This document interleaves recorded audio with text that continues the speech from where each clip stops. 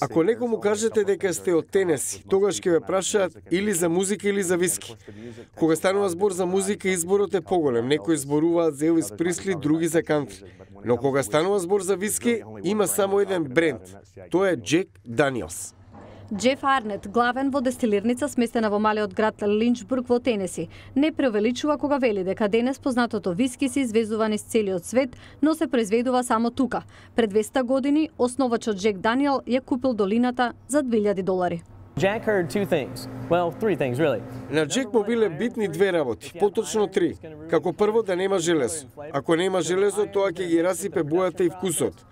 Ова овде е варовник. Варовникот е природен филтер за железо. Водата минува низ варовникот и по природен пат се чисти од металите. Во неа остануваат елементи како калциум, магнезиум, што се добри за правење виски.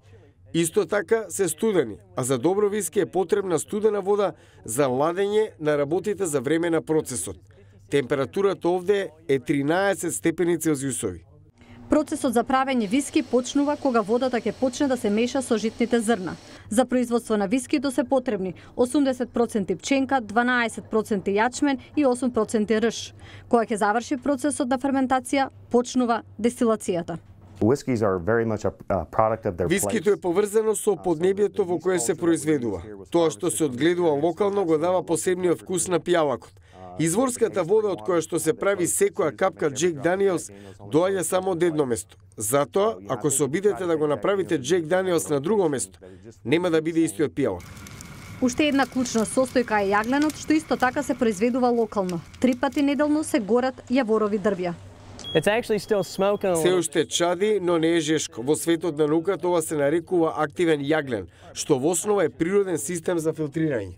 Слоеви јаглен се наредени во големи буриња во кои виските останува да филтрира 3 до 5 дена.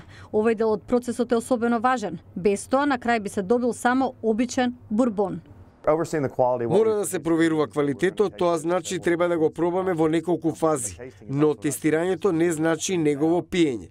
Буквално, пијалакот се става во уста, се промешува, се плука, потоа се оценува вкусот што го остава зад себе. Откако ќе заврши тестот, вискито се претура во буриња што немаат лепак ниту смола. Се после тоа е чекање. Тоа го нарекуваме старење на вискито. Нема точно одреден период за да созрее. Може да го провериме и после 4 години. Готово е тогаш кога ќе го добие вистинскиот вкус. Овде секој може да го проба вискито, но во Линчбург не е можно да се купи шише Джек Даниелс. Градот се наоѓа во областа Мур, каде пиењето алкохол е дозволено, но забрането да се продава по продавница.